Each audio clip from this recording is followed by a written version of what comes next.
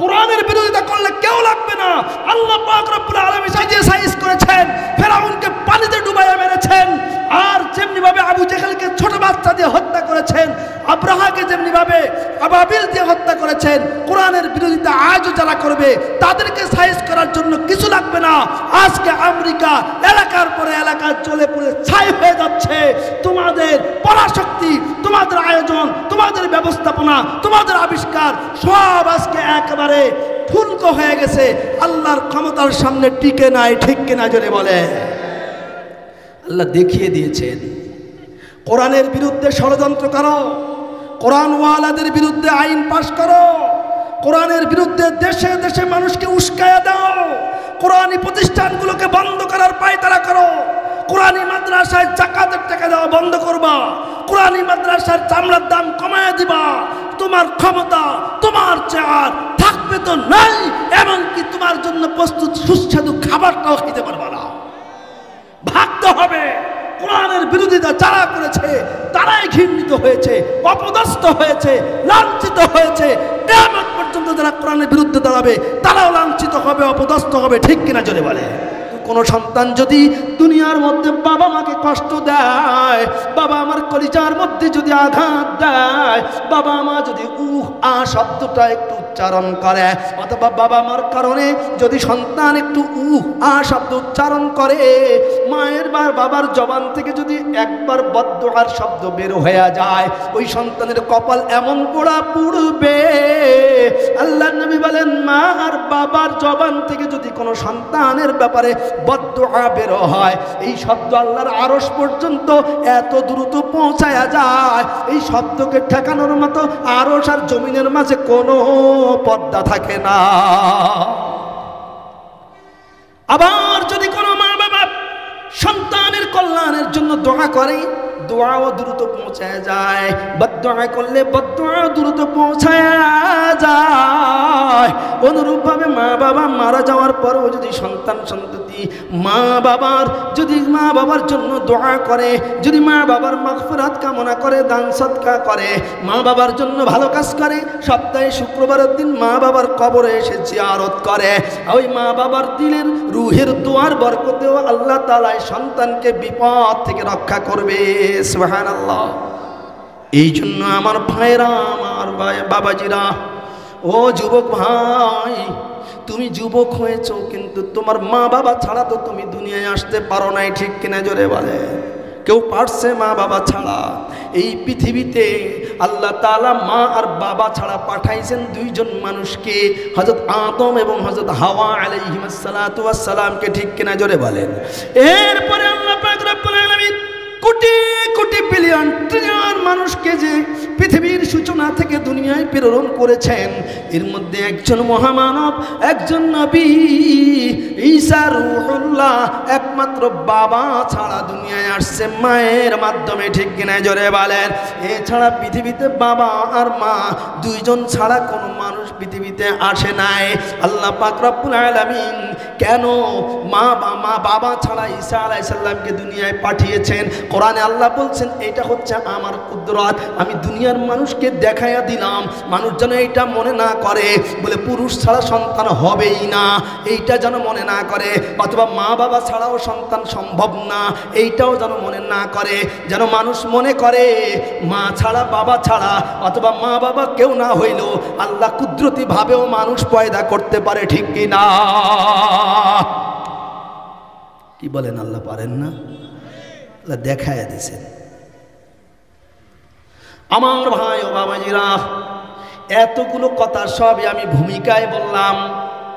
এই জন্য বলছি, আমার দিলে বড় কষ্ট। দুইবার আমি এখানে বয়ানে আসছি, এত পরিমাণ মা বোন এখানে উপস্থিত হয়েছেন, কারণ মা বোনের দিলটা বড় ভাঙ্গা দিল, মা বোনের দিল বড় নরম দিল। মা বোন যদি বাবা মারা যায়, দাদা মারা যায়, আপনজন কেউ মারা যায়, ওই মা বোন জানে এই কবরের মধ্যে আমার মা শুয়ে আছে, বাবা শুয়ে আছে, শ্বশুর শাশুড়ি শুয়ে আছে। কত মা কলিজার টুকরা সন্তানটাকে বিদায় করেছেন সাদা কাপড়ে মোড়াইয়া। ওই মা যখনই শুনে গুরুস্থান মাদ্রাসায় মাহফিল হবে, মা আর ঘরে বসে থাকতে পারেন না, বোন আর ঘরে বসে থাকতে পারেন না, ছুটে চলে আসেন। আপনি ভাই হয়ে যদি বোনের সাথে যত কঠোর আচরণই করেন, যত মাহরুমি করেন, যত খারাপ ব্যবহারই করেন, আপনার বোন যদি এখান থেকে 50 মাইল দূরেও যদি তার বাড়ি হয়, আপনি ভাই হিসাবে যদি একটু বিপদে পড়ে যান, অথবা বোন যদি শুনে যে আমার ভাই মারা গেছে, অ্যাক্সিডেন্ট করছে, যদি আপনার বাড়ির কেউ খবর না দেয়, যদি দূর থেকেও জানতে পারে, বোন কিন্তু বাড়ি থেকে যে কান্না শুরু করে, ঘর পর্যন্ত কাঁদতে থাকে। বোন আগের সব ভুলে গিয়া ওই ভাইয়ের জন্য, ওই কলিজার ধন ভাই, ওই মায়ের সহোদর ভাইয়ের জন্য বোন কিন্তু বাড়িতে এসে গড়ায়া গড়ায়া কাঁদতে থাকে। ঠিক কিনা জোরে বলেন? কোনো সন্তান যদি মাকে খাইতেও না দেয়, মার সাথে যত খারাপ ব্যবহারই করুক, মাকে যদি ঘর থেকে বের করেও দেয়, তবু ওই সন্তান বিপদে পড়লে মা কিন্তু তার কলিজার এই ধনের জন্য চুপ করে থাকতে পারে না, দোয়া করতে থাকে। ঠিক কিনা জোরে বলেন? আল্লাহর নবী সাল্লাল্লাহু আলাইহি ওয়াসাল্লাম একদিন সাহাবায়ে কেরামের এক জামাত নিয়ে রওনা হয়ে গেছেন। চলতে চলতে চলতে চলতে এক কবরের পাশে, কবরস্থানের পাশে গিয়া নবীজি দেখেন একটা কবরের মধ্যে আযাব হচ্ছে। আল্লাহ নবীজিকে দেখাইতেন। নবীজি দেখেন কবরের মধ্যে আযাব হচ্ছে। আল্লাহর নবী দাঁড়ায়া ওই কবরস্থানে জিয়ারত করে দোয়া করলেন। আল্লাহর পক্ষ থেকে গায়েবে ফরমান আসলো, নবী গো আপনি দোয়া করেন না, আপনার দোয়া এই লোকটার জন্য কবুল করা হবে না, তার শাস্তি অব্যাহত থাকবে। আল্লাহ নবী হয়রান হয়ে সাহাবায়ে কেরামকে জিজ্ঞেস করলেন, সাহাবীরা রে, এই কবরে, এই কবরস্থানের মধ্যে যতগুলো কবর আছে সবাইকে, সবার অভিভাবককে তোমরা চিনো নাকি? সাহাবায়ে কেরাম বললেন, না নবী গো, সবাই অভিভাবককে তো আমরা চিনি না। নবীজি বললেন, যাও মদিনার বাজারে গিয়ে একটু ঘোষণা দিয়ে আসো, এই কবরে যত মানুষের আপনজন শুয়ে আছে তারা যেন কবরের কাছে কাছে এসে দাঁড়ায়া যায়। ঘোষণার পরে মানুষ আসতে শুরু করলো, কবরের পাশে পাশে দাঁড়ায়া গেল। কিন্তু যেই কবরে আযাব হচ্ছে এই কবরের কোনো মালিক আসে না। দীর্ঘ সময় পরে দেখা গেল একজন বৃদ্ধা মহিলা লাঠিতে ভর করে করে করে করে ওই কবরের কাছে এসে দাঁড়ায় গেল। আল্লাহর নবী বৃদ্ধা মহিলাকে সালাম দিয়ে জিজ্ঞেস করলেন, মা গো এই কবরে কে শুয়ে আছে, কার লাশ? বলে, নবী গো আমার কলিজার টুকরা সন্তানের লাশ এই কবরে। বলে, মা গো আপনার কলিজার টুকরা সন্তানের কবরের মধ্যে আযাব হচ্ছে, আপনার সন্তানের কি অপরাধ? মা এই কথা শুনে বলছে, হাত উঠায় বলছে আলহামদুলিল্লাহ। নবীজি বড় অবাক হয়ে গেলেন। বলে, এমন আশ্চর্য মহিলা তো কোনোদিন দেখি নাই। নিজের কলিজার টুকরা সন্তানের কবরে আযাব হচ্ছে এই খবর পাইয়াও মা বলে আলহামদুলিল্লাহ। ঘটনা কি? নবীজি বলেন, মা গো কি কারণে আপনি আলহামদুলিল্লাহ বললেন? এমন তো হয় না, ঘটনা কি? মা ডাক দেয়া বলেন, নবী গো এই সন্তানটা যখন আমার গর্ভে ছিল তখন তার বাবা মারা যায়। বাবা মারা যাওয়ার পরে আমি সন্তানটাকে তো গর্ভে ধারণ করেছি নির্দিষ্ট সময় পর্যন্ত। সন্তান গর্ভে ধরার কত কষ্ট এখানে যারা বাবা আছেন তারা বলতে পারবেন কিছুটা, আর আমার মায়েরা শুনতেছে মায়েরা বলতে পারবে সন্তান গর্ভে ধরার কষ্ট কত।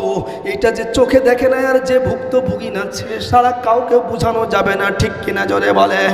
আমার মায়েরা, ভাইয়েরা, বাবাজিরা, আজকে কবরস্থানের পাশে বয়ান, এই জন্য আমি ভূমিকা দিতে গিয়ে এই আলোচনায় এসে গেল।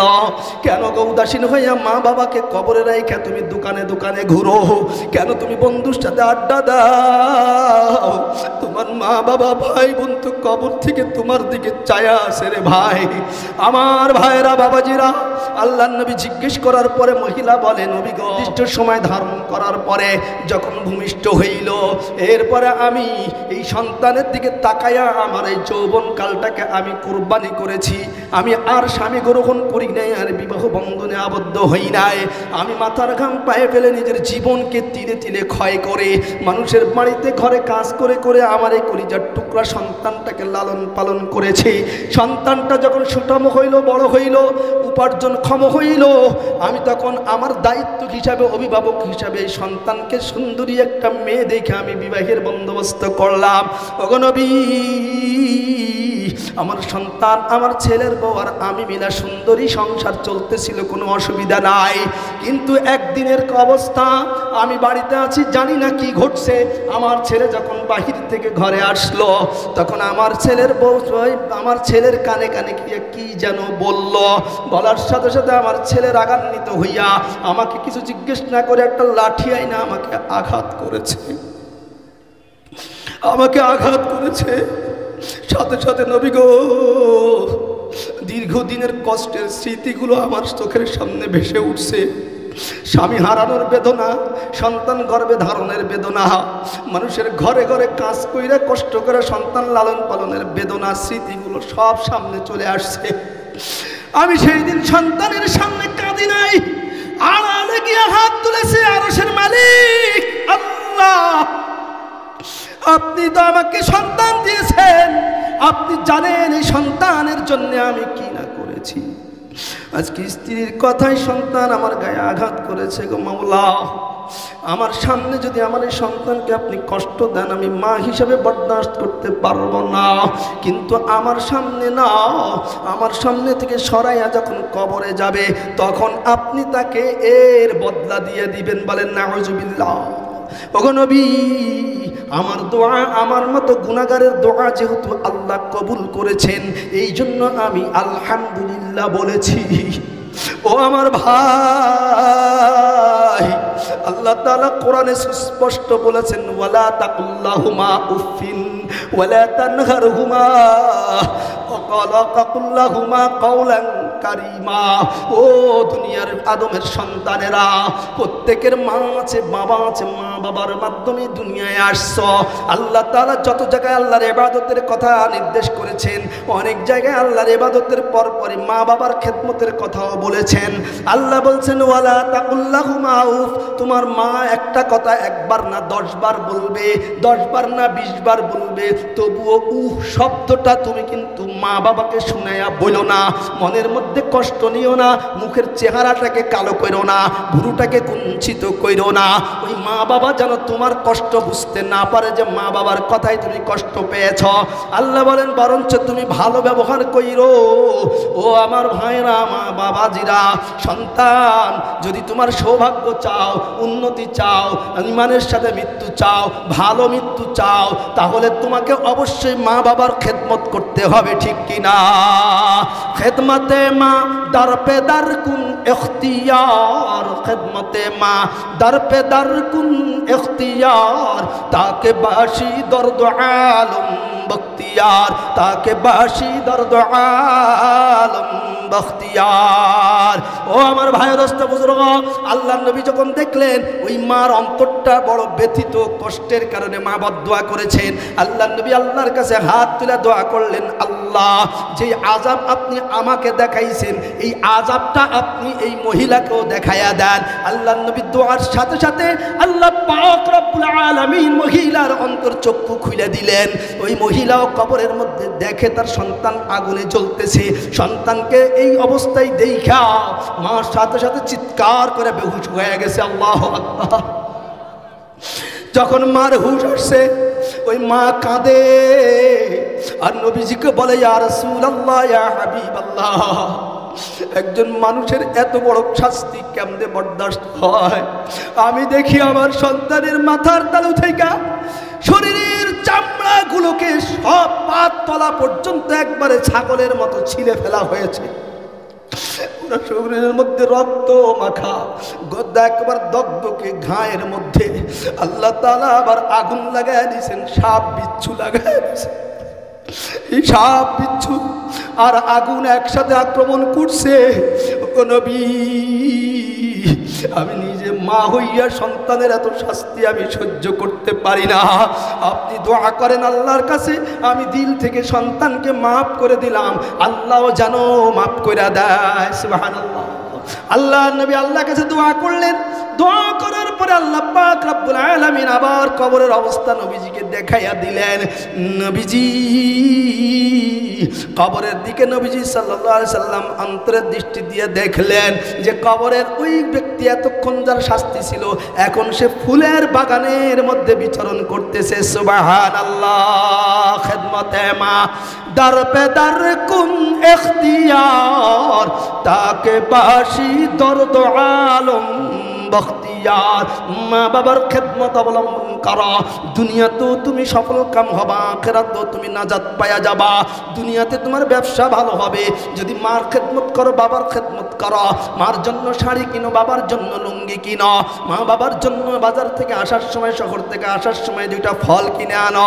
আমার মা কি পছন্দ করে এটা কিনে আনো, বাবা কি পছন্দ করে ওইটা একটু বাবাকে আয়না হাতে ধরে খাওয়াইয়া দাও। ওই বাবা তোমার সামান্য দামের একটু ফল, একটু পনির, একটু দই, একটু রসমালাই বাবা খাইয়া এমনভাবে দিল থেকে দোয়া করবে, রাতেতে তুমি ঘুমাইয়া থাকবা, বাবা মা কিন্তু ঘুমাবে না, বারবার তোমার জন্য দোয়া করতে থাকবে। আর আল্লাহ এই দোয়াকে এমনভাবে কবুল করবে, তোমার ঘরের মধ্যে আল্লাহ পাক রব্বুল আলামিন বরকতের নহর জারি করে দিবেন, ঠিক কিনা? মা বাবার খেদমত এর কোনো ব্যতিক্রম নাই, করতেই হবে। মা বাবার খেদমত ছাড়া কোনো উপায় নেই। আল্লাহ আল্লাহ আপনারা জানেন মুসা আলাইহিস সালাম আল্লাহকে জিজ্ঞেস করছেন আমার হাসর হবে কার সাথে? হাদিসের মধ্যে আসছে আল্লাহ বলছেন তোমার হাসর হবে অমুক শহরের কসাইয়ের সাথে। শুনেন না এই ঘটনা? কসাইয়ের সাথে হাসর হবে। নবী জামানার নবী মুসা আলাইহিস সালাম অবাক হয়ে গেলেন। খুঁজতে খুঁজতে সেই বাজারে গেছেন, কসাইকে সন্ধান করছেন, পাইছেন। তো কেন কসাইয়ের সাথে হাসর হবে? বলে কসাই তার মার খেদমত করে। মার খেদমত করলে নবীর সাথে হাসর হয়, মার খেদমত করলে জান্নাত পাওয়া যায়, মার খেদমত করলে ঈমানের সাথে মওত হয়, মার খেদমত করলে পবিত্রতার সাথে মওত হয়, মার খেদমত করলে সৌভাগ্যের সাথে আখিরাত কাটানো যায়। দুনিয়াতে আল্লাহ তাআলা বরকতের একেবারে নালা জারি করে দেন। সুবহানাল্লাহ। যেন মা বাবার খেদমত করা যায়। এখন যাদের মা বাবা দুনিয়া থেকে চলে গেছে তারা কি করবে? তারা মা বাবার জন্য বেশি বেশি দান সদকা করবে, মা বাবার জন্য চোখের পানি ফেলে ফেলে কাঁদবে, মা বাবার আপনজন যারা আছে তাদের হক আদায় করবে। বাবার বন্ধু, মায়ের বান্ধবী, বাবার সাথে রিলেটেড যত আত্মীয় স্বজন আছে তাদের খোঁজ খবর নিতে হবে, তাদের বাড়ি যাইতে হবে, তাদের খেদমত করতে হবে। তাহলে ওই মা বাবার খেদমতের মতো আল্লাহ তাআলা সওয়াব দিয়ে দিবেন। আল্লাহ আমরা সবাই দোয়া করি আল্লাহ তাআলা যেন এই গোরস্থানের সমস্ত মুর্দানকে আজকে এই মুহূর্তে মাফ করে দেন, বলেন আমিন। আমার ভাই দোস্ত বুজুর্গ, আমি আপনাদের সমক্ষে কোরআনুল কারীমের এক আয়াত তেলাওয়াত করেছি সূরা জুমারের। আল্লাহ পাক রব্বুল আলামিন নবীজিকে বলেছেন, হে নবী আপনি বলুন, আপনি জিজ্ঞেস করুন, হাল ইয়াস্তাউিল্লাযীনা ইয়া'লামুন ওয়াল্লাযীনা লা ইয়া'লামুন, যে জানে আর যে জানে না এই দুইজন কি সমান? আপনারা কি বলেন? যার চোখ আছে আর যার চোখ নাই এই দুইজন কি সমান? যার মা বাবা বেঁচে আছে আর যার মা বাবা দুনিয়া থেকে চলে গেছে এই দুইজন কি সমান? কি বলেন? সমান? সমান না। যে কোরআন পড়তে জানে আর যে কোরআন পড়তে জানে না এই দুইজন কি সমান? যে কোরআন পড়তে জানে আর যে কোরআন পড়তে জানে না দুইজন সমান না। যে কোরআন পড়ায় আর যে কোরআন পড়ায় না দুইজন সমান না। আল্লাহ নবী সাল্লাল্লাহু আলাইহি ওয়াসাল্লাম হাদিসের মধ্যে বলছেন, ক্বালা রাসূলুল্লাহ সাল্লাল্লাহু আলাইহি ওয়াসাল্লাম, খায়রুকুম মান তাআল্লামাল কুরআনা ওয়া আল্লামাহু। আল্লাহ নবী বলেন, ও আমার সাহাবীরা, কিয়ামত পর্যন্ত আনেওয়ালা আমার উম্মতকে শোনায়া দাও, যেই ব্যক্তি কোরআনের শিক্ষা দেয় আবার নিজে শিক্ষা অর্জন করে এরপরে মানুষকে শিখায়, এই ব্যক্তি তামাম দুনিয়ার মধ্যে শ্রেষ্ঠ মানুষ। সুবহানাল্লাহ।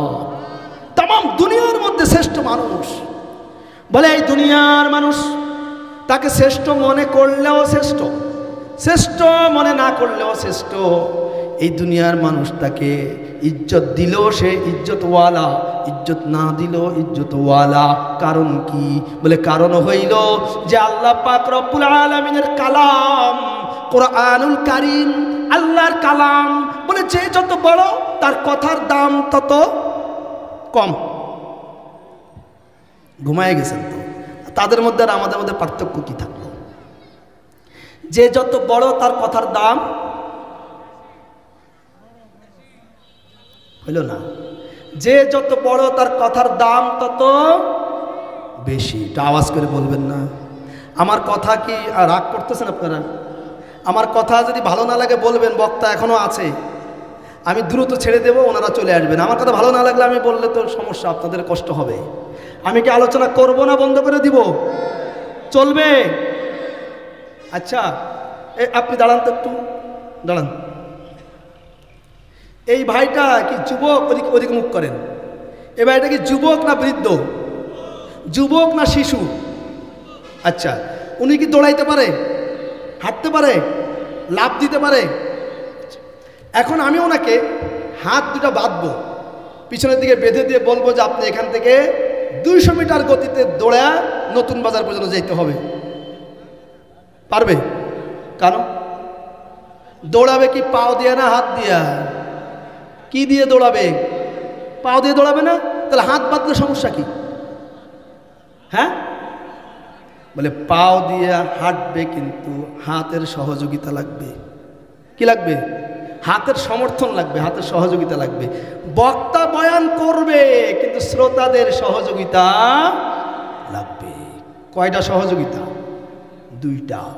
এক, দিল থেকে আল্লাহর কাছে চাইতে হবে, আল্লাহ এই লোকের মুখ থেকে এমন কিছু কথা দাও যেগুলো দিলে আমার হেদায়েত হয়। এই দোয়া করতে হবে। দ্বিতীয় নম্বর, যখন প্রয়োজন হবে একটু সাড়া দিতে হবে। কি রাজি আছি ইনশাআল্লাহ? রাজি আছি ইনশাআল্লাহ? নারায়ে তাকবীর। যারা দোকানপাটে আছে একটা নারায়ে তাকবীর এমনভাবে দিবেন এরা যেন বুঝে যে কিছু একটা হয়ে গেছে। পারবেন? রেডি? রেডি? কি রেডি? নারায়ে তাকবীর, নারায়ে তাকবীর। ওয়াজ মাহফিল যেখানে, আলেম ওলামা যেখানে, কোরআন সুন্নাহ যেখানে, মাদ্রাসা মসজিদ যেখানে, গান বাদ্য যেখানে, টেলিভিশন যেখানে, ফজরের নামাজ আর মাগরিবের নামাজ পড়ে যদি টেলিভিশনের দোকানে গিয়ে বসা না হয় তাহলে কি নামাজ কবুল হবে? কি নামাজ কবুল হবে? এত কষ্ট করে নামাজ পড়লাম, কবুল করাইতে হবে না? আহা, কবুলই যদি না হয় তো নামাজ পড়ে লাভ কি? এই জন্য আমার আবাজিরা দাড়ি পেকে গেছে, মুরব্বী হয়ে গেছে, মাথায় টুপি আছে, হজ করে আসছে, রুমাল কাঁধে আছে, তসবিহ হাতে আছে, ফজরের নামাজটা পড়ে এমন দোকানে গিয়ে বসে যে দোকানে বাক্স আছে। মাগরিব পড়ে এমন দোকানে গিয়ে বসে যে দোকানে বাক্স আছে। এখন দোকানদাররা কেন চালায়? যদি বলি বন্ধ করেন তো বলে যে ভাই এটা বন্ধ করলে কাস্টমার হবে না, এই জন্য এটা চালাইতে হবে। এখন আমরা যদি বলি এইটা চললে আমরা বসবো না, তাইলে সে যদি বলে এটা না চললে কাস্টমার হবে না, আর আমরা সব নামাজিরা যদি বলি যে এটা চললে বসবো না, তাহলে সে বন্ধ করবে কিনা? কি বলেন? বন্ধ করবে না? করবে। প্রয়োজনে সব মুসল্লি এক দোকানে বসবো। যেই দোকানওয়ালা আমাদের সাথে কমিটমেন্ট করবে যে আমি গুনাহ থেকে নামাজিদেরকে বাঁচাবো, নামাজিদের নামাজের হেফাজত করব, নামাজের ইজ্জত রাখবো, দাড়ির ইজ্জত রাখবো, টুপির ইজ্জত রাখবো, ইসলামের ইজ্জত রক্ষা করার জন্য আমার যা আয় হবে তাই, আমি টেলিভিশন চালাবো না, আমরা সবাই সেই দোকানে বসবো ইনশাআল্লাহ। রাজি আছি ইনশাআল্লাহ? তাহলে গান বাদ্য টেলিভিশনের কাছে আমরা যাবো না বলছি, আল্লাহ কবুল করেন। জোরে বলেন আমিন। তাহলে আমাকে সাড়া দিতে হবে। পারবেন তো ইনশাআল্লাহ? এখন আসেন, বলছিলাম যে যত বড় তার কথার দাম তত বেশি। যে যত বড় তার কথার দাম তত বেশি। এখন কোরআন, আমরা বলি কোরআন, হাদিস, কোরআন শরীফের মধ্যে যেটা আসছে এটা কালামুল্লাহ। কি? কালামুল্লাহ। কালামুল্লাহ, কালাম এটা হলো আরবি। আল্লাহ তো আমরা বুঝি লফজে আল্লাহ, এটাও আরবি। কালাম মানে কথা, কালাম মানে কথা। তাহলে এখন কালামুল্লাহ আল্লাহর কথা। বলেন কি? আল্লাহর কথা। আল্লাহ বড় না ছোট? চিল্লায় বলেন না। আল্লাহর ব্যাপারে স্লোগান দিতে কি কষ্ট হয়? ভোটে দাঁড়ালে নেতার পক্ষে স্লোগান দিতে দিতে গলা ভেঙে যায়। আর আল্লাহর পক্ষে স্লোগান দিতে যদি কার্পণ্য করি, আল্লাহ যদি আমার জবানটাকে টেনে ধরে, আজকে রাত থেকে তুই আর কথা বলতে পারবি না, তাম দুনিয়ার সমস্ত নেতা একত্রিত হইলেও আমার জবান খুলে দিতে পারবে? তাহলে সে আল্লাহকে খুশি করার জন্য বলবো, আল্লাহ ছোট না বড়? প্রতিদিন 5 বার এই মসজিদের মাইক থেকে আপনার কানে আওয়াজ যায়, মুয়াজ্জিন বলে আল্লাহু আকবার, আল্লাহু আকবার। অর্থ কি? আল্লাহ বড়, আল্লাহ বড়। আবার বলে আল্লাহু আকবার, আল্লাহু আকবার। আবার বলে আল্লাহ বড়, আল্লাহ বড়। ও মাগুরাবাসী, 18 খাদা এলাকার মানুষেরা, আল্লাহর পক্ষ থেকে প্রতিদিন 5 বার ঘোষণা আসে, যেটা মুয়াজ্জিনের জবান থেকে উচ্চারিত হয়। আল্লাহ আমাদেরকে জানায়া দেন, ও 18 খাদার মানুষেরা, শুনো শুনো, তুমি যদি একজন ব্যবসায়ী হও, যখনই নামাজ রক্ত হয়ে যায়, একিন দেখো তোমার ব্যবসা থেকে কে বড়? বলেন না, ব্যবসা থেকে কে বড়? তুমি খেতে কাজ করো, জমিনে কাজ করো, তোমার এই কাজের থেকেও কে বড়? তুমি রিক্সা চালাও, ভ্যান চালাও, এটা থেকেও কে বড়? বলে তুমি যত কিছু নিয়ে আছো সব কিছু থেকে কে বড়? এই চন্দ্র থেকে কে বড়? সূর্য থেকে কে? আসমান থেকে? জমিন থেকে? বলে হিমালয় পর্বত যত বড়ই হোক না কেন, কিন্তু আমার আল্লাহর বড়ত্ব এর থেকেও কত বেশি, কত বেশি। বলে কোনো বিজ্ঞানীর বিজ্ঞান, আর কোনো গবেষকের গবেষণা, আর কোনো আবিষ্কারকের আবিষ্কার, আর এই সাইন্টিফিক কিছুই এটাকে নিয়ন্ত্রণ এবং এটাকে হিসাব করে দেখাইতে পারবে না। ঠিক কিনা? জোরে বলে। আল্লাহ বড়। তাহলে আল্লাহ বড়, আল্লাহ বড়, এই ঘোষণা আমাদের দিল থেকে আসতে হবে। যতদিন পর্যন্ত আল্লাহর বড়ত্বের ঘোষণা দিল থেকে আসবে, ততদিন পর্যন্ত আল্লাহ আমাদেরকে ঈমানের উপরে রাখবেন। আমার ভাই, দোস্ত, বুজুর্গ, বলছিলাম এই কথা আল্লাহর কথা। আল্লাহ যেমন বড়, আল্লাহর কথাও তেমন বড়। সুতরাং আল্লাহ কুরআন, আল্লাহর কালাম, এই কালাম যে ব্যক্তি শিখবে, আল্লাহ পাক রব্বুল আলামিন মর্যাদার দিক থেকে তাকে বড় বানায় দিবেন। ঠিক কিনা? কোরআন, এই কোরআনের সাথে সংস্পর্শ জারি হবে, আল্লাহ তার মর্যাদায় বাড়ায় দিবেন। কত ফেরেশতা! আল্লাহ নবী সাল্লাল্লাহু আলাইহি ওয়াসাল্লাম বলছেন, 7 আসমান, 7 জমিন এবং এর মাঝে যত খালি জায়গা আছে, যত খালি জায়গা আছে, সব জায়গায় এক আধা হাত পরিমাণ জায়গাও এমন নেই যেখানে একজন ফেরেশতা নাই। বলে কত ফেরেশতা? একমাত্র আল্লাহ জানেন, কেউ জানে না। বলে যত ফেরেশতা আছে, যত ফেরেশতা আল্লাহ পাক রব্বুল আলামিন সৃষ্টি করেছেন, এর মধ্যে একজন ফেরেশতাকে আল্লাহ পাক রব্বুল আলামিন কোরআনুল কারীম বহন করার দায়িত্ব দিয়েছেন। কোরআনুল কারীম বহন করার দায়িত্ব দেওয়ার কারণে আল্লাহ পাক রব্বুল আলামিন এই অসংখ্য অগণিত ফেরেশতার উপরে তার মর্যাদা বাড়িয়ে দিয়েছেন। তার নাম কি? হযরত জিবরিল। হযরত জিবরাইল আলাইহিস সালাতু ওয়াস সালাম সমস্ত ফেরেশতার মধ্যে সেরা। ঠিক কিনা? জোরে বলে। এই কোরআন নাজিল হয়েছে বছরে 12টা মাস। 12 মাসের মধ্যে রমজান মাসে আল্লাহ পাক রব্বুল আলামিন কোরআন নাজিল করেছেন। এই জন্য 11 মাসের ইবাদতের তুলনায় রমজান মাসের ইবাদতের ফজিলত বেশি না কম? বেশি। আবার এই 30 দিনের মধ্যে শবে কদর, কদরের রাত্রির ইবাদতের মর্যাদা বেশি। লাইলাতুন খায়রুম মিন আলফি শাহর। বলে এইটা 1000 মাসের থেকেও এক রাতের ইবাদতের মর্যাদা আল্লাহ বেশি রাখছেন। বলে এটা কেন? রমজান মাসে আবার এই শবে কদরে আল্লাহ পাক রব্বুল আলামিন জিবরিল আলাইহিস সালাতু ওয়াস সালামের মাধ্যমে জমিনে কোরআন প্রেরণ করেছেন। সুবহানাল্লাহ। কোরআন এই পৃথিবীতে যত শহর আছে, সমস্ত শহরের মধ্যে সব থেকে দামি এবং সেরা শহর হইল মক্কাতুল মুকাররমা। কারণ মক্কাতুল মুকাররমায় কোরআন নাজিল হয়েছে। পৃথিবীতে যত পাহাড় আছে এর মধ্যে সর্বসেরা এবং সবথেকে দামি পাহাড় হইল জাবালে হেরা গুহা, যেটা জাবালে নূর। কারণ এই জাবালে নূরে কোরআন নাজিল হয়েছে। আমার ভাইয়েরা, যত নবী রাসূল, 1.5 লক্ষ নবী রাসূলের মধ্যে সর্বসেরা, সর্বশ্রেষ্ঠ, সর্বোত্তম নবী হচ্ছে আমার আপনার প্যারা নবী মুহাম্মদুর রাসূলুল্লাহ সাল্লাল্লাহু আলাইহি ওয়াসাল্লাম। সুতরাং এই নবীর উপরে আল্লাহ কোরআন নাজিল করেছেন, এই কারণে সমস্ত নবীর মধ্যে আমাদের নবীর মর্যাদা বেশি হয়ে গেছে, ঠিক কি না? কত বেশি হয়ে গেছেন?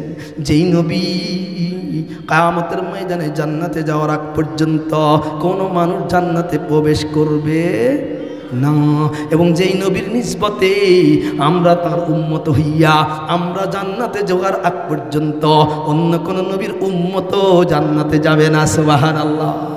এই কোরআনের সাথে নিসবত তৈরি হইলে আল্লাহ দামি বানায় দেন, দামি বানায় দেন। আর এই কোরআনের বিরোধিতা যারা করে, কোরআনের বিপক্ষে যারা দাঁড়ায়, এরা দুনিয়াতে লাঞ্ছিত হয়, অপমানিত হয়, ঠিক কিনা যারা বলেন? হযরত বেলাল হাবশী রাদিয়াল্লাহু তাআলা আনহু, আল্লাহু আকবার, আবিসিনিয়ার একজন মানুষ। এখনো পর্যন্ত এই হাবশার মানুষগুলো আমাদের দেশে তাবলিগে আসে, দেখবেন হজ করতে গেলে দেখবেন এখন তো কত দামি দামি প্রসাধনী আসছে, ক্রিম আসছে, ফেস ওয়াশ আসছে, কত দামি দামি পারফিউম আসছে, এগুলো তারা ব্যবহার করে। তারপরও তাদের চেহারাটা কত কুৎসিত কালো, ঠিক কিনা জোরে বলেন? ঠোঁটগুলো মোটা হয়, নাকটা মোটা হয়, চুলগুলো কোঁকড়ানো হয়, দেখতে একবার বেঢঙ্গা লম্বা হয়, পাওগুলো কেমন চ্যাপটা চ্যাপটা হয়। এই লোকগুলো আল্লাহু আকবার ওই জামানা, এখন এই জামানার কালো মানুষগুলা, ওই দেশের মানুষগুলা যদি এমন হয়, তাহলে বেলালে হাবশী রাদিয়াল্লাহু তাআলা আনহু, যিনি এক সপ্তাহেও গোসল করার মতো পানি পাইতেন না, যিনি চটের কাপড় পরতেন, যিনি মরুভূমির মধ্যে বকরি আর দুম্বা চড়াইতেন, আল্লাহু আকবার, যাকে উমাইয়া তাকে একবারে বাড়ির বাইরে থাকার ব্যবস্থা করে দিয়েছেন, এমন একজন মানুষ, আল্লাহু আকবার, এত চেহারা সুরত, দুনিয়ার টাকা পয়সা, সহায় সম্পদ, পৈতৃক পরিচিতি, বংশের পরিচিতি, এলাকার পরিচিতি, যেই দিক থেকে আপনি বিবেচনা করেন, কোন দিক থেকেই দুনিয়ার বিবেচনায় কোনো দাম ছিল, কি বলেন আরো আসতে বলেন, কোনো দাম ছিল না। কিন্তু আল্লাহ নবী একদিন ফজরের নামাজ পড়িয়া, খেয়াল করে শুনেন যুবক ভাইরা, কান খাড়া করেন, আল্লাহ নবী একদিন ফজরের নামাজ পড়িয়া সব মুসল্লিদের দিকে মুখ করে বসছেন। দেখবেন ইমাম সাহেবরা বসে, এটা সুন্নাত, ডান দিক থেকে একটু কাত হইয়া মুসল্লির দিকে মুখ করে বইসা আল্লাহ নবী মুচকি মুচকি হাসতেছেন। আর বেলালকে বলে, ও বেলাল এদিকে আসো, আল্লাহু আকবার, ও বেলাল কি আমল তুমি এমন করো গো, আমার মাওলা কেন তোমার উপরে এত রাজি হয়ে গেছে? আমি যখন মেরাজে গেলাম, আমাকে জিবরিল আলাইহিস সালাম হাঁটায়া হাঁটায়া যখন জান্নাত দেখাচ্ছেন, আমি আমার সামনে জুতার আওয়াজ পাচ্ছিলাম, খসখস আওয়াজ। আমি জিজ্ঞেস করেছি, জিবরিল রে, এই জান্নাতে বুঝি আমার আগে অন্য কেউ ঢুকছে? আমার আগেও বুঝি এই জান্নাতে বুঝি মানুষ বসবাস করে? বলে, না গো নবী, না, এই জান্নাতে কোনো মানুষের বসবাস নাই, আপনার আগে জান্নাতের মধ্যে কেউ প্রবেশও করে নাই। বলে, তাহলে জুতার আওয়াজ কেন আমার কানে আসে? বলে, নবী গো, ওই দুনিয়ার মধ্যে একজন মানুষ আছে বাহ্যিকভাবে যার কোনো দাম নাই, চেহারার দাম নাই, শক্তির দাম নাই, ক্ষমতার দাম নাই, কিন্তু এই লোকটা জমিনের মধ্যে যখন হাঁটে, তার জুতার আওয়াজটাকে আল্লাহ পাক রব্বুল আলামিন জান্নাতের মধ্যে প্রকাশ করে দেন। জোরে বলেন সুবহানাল্লাহ, আরো জোরে বলেন সুবহানাল্লাহ। तू कु जाओ सुन्नते अहमद कु जाओ, तू कु जाओ सुन्नते अहमद कु जाओ, वो मोहम्मद के बुत निस्बत तोरा, नक्श कदम नबी के ही जन्नत के सुन्नत के रास्ते, जन्नत से मिलता है सुन्नत के रास्ते। नबीर सुन्नतेर पैरवी करते होबे, नबीजी सल्लल्लाहु अलैहि वसल्लमेर अनुगत्य करते होबे, नबीजी सल्लल्लाहु अलैहि वसल्लमेर बला, नबीजी सल्लल्लाहु अलैहि वसल्लमेर चला, नबीजी सल्लल्लाहु अलैहि वसल्लमेर पसंद, नबीजी सल्लल्लाहु अलैहि वसल्लमेर अपছন্দ, नबीजी सल्लल्लाहु अलैहि वसल्लमेर चिंता फिकिर যা কিছু আমাদের জন্য রেখে গেছেন, এগুলো আমাদের জন্য উপহার। ব্যাপার। এগুলো যদি যুবক জীবন দিয়েও যদি নবীর এইগুলোকে আঁকড়াইয়া ধরতে পারো, আল্লাহর নবী বলছেন কখনো কখনো তুমি গুমরাহ হবা না। খবরদার খবরদার কখনো এগুলো ছাইড়া দিও না। আমার সুন্নাত যদি আঁকড়ে ধরো, তোমাকে কেউ গুমরাহ করতে পারবে না। যেই বেলালের দুনিয়ার দৃষ্টিতে কোনো দাম নাই, ওই বেলাল কোরআনকে বুকে ধারণ করেছে। আল্লাহ পাক রব্বুল আলামিন জান্নাতের মধ্যে তার পায়ের আওয়াজ ঢুকাইয়া দিয়েছেন। সুবহানাল্লাহ, আল্লাহু আকবার। আমার ভাইরা, দোস্ত বুজুর্গ, কোরআনের বিরোধিতা করে মক্কা নগরীতে যার পরিচয় ছিল আমর ইবনে হিশাম, এত জ্ঞানী, এত জ্ঞান অর্জন করছে, মানুষে তার উপাধি দিয়ে দিল আবুল হেকাম। বলে জ্ঞান বিজ্ঞান ওয়ালা, জ্ঞান বিজ্ঞানের বাপ। এই আবুল হেকাম কোরআনের বিরোধিতা করার কারণে আল্লাহর পক্ষ থেকে তার নাম বদলায় একটা নাম দেওয়া হয়েছে। বলেন তো কি? জোরে বলেন না। আবু জাহেল কত কোরআনের বিরোধিতা করার কারণে কত লাঞ্ছিত, কত অপমানিত, কত অপদস্থ হয়েছে। আজ যদি খালি মুসলমান নয়, কোন কাফেরকেও যদি বলা হয় তোমার সন্তানটার নাম আবু জেহেল রাখো, রাখবেনি? আপনাকে যদি বলা হয় তোমারে আমি 1 লক্ষ টাকা দেব, তোমার পোলাটার নাম আবু জেহেল রাইখা দাও, কে কে রাখতে রাজি আছেন? আবু জেহেল রাখতে রাজি নাই। বরঞ্চ যদি আবু জেহেলের একটা মূর্তি বানায় এখানে পেশ করা হয়, জুতা মারবেন কে কে? মারবেন না? জুতা মারবো, থুতু দিব। কারণ আবু জেহেল আমার নবীকে কষ্ট দিয়েছেন, ঠিক কিনা জোরে বলেন? আমার নবী দ্বীন ও ঈমান ও ইসলামকে প্রতিষ্ঠিত করার জন্য মাত্র 313 জন সাহাবীর বহর নিয়ে বদর প্রান্তরে রওনা হয়েছে। আবু জেহেল আমার নবীর উপরে আক্রমণের জন্য লোক লেলায়া দিল। আল্লাহু আকবার। উহুদের প্রান্তরে আবু জেহেলের বাহিনী নবীজির উপরে আঘাত করেছে। ওই আবু জেহেলের ছেলে ইকরামা, তিনিও তখন মুসলমান ছিলেন না, তিনিও আঘাত করেছেন। এই আবু জেহেল নবীজিকে কত রকমের কষ্ট দিয়েছে, নির্যাতন করেছে। নবীজি যখন বিকাল বেলায় বাইতুল্লাহর ছায়ায় গিয়ে নামাজে দাঁড়াইতেন, আবু জেহেল তখন উকবা ইবনে মুআইদকে তার মাধ্যমে ওই উটের পচা নাড়ি ভুড়ি এনে নবীজির কাঁধের উপরে চাপায়া দিয়া অট্ট হাসিতে ফেটে পড়ত। ওই আবু জেহেল কোরআনের বিরোধিতা করছে। সে বলছে কোরআনের মধ্যে আল্লাহ আয়াত নাযিল করেছেন, ওয়াকালাল্লাযীনা কাফারু লা তাসমাউ লিহাদাল কুরআনি ওয়ালগাউ ফীহি লাআল্লাকুম তাগলিবুন। ও মক্কাবাসী, যখন মুহাম্মদ কোরআন তেলাওয়াত করবে তোমরা মনোযোগ দিয়ে শুনবা না, তোমরা এখানে হইচই করবা, তোমরা হট্টগোল তৈরি করবা, তাহলে তোমরা মুহাম্মাদের উপরে বিজয় হবা। নাউযুবিল্লাহ। কোরআনের বিরোধিতা করার কারণে আল্লাহ পাক রব্বুল আলামিন বদরের প্রান্তরে ছোট্ট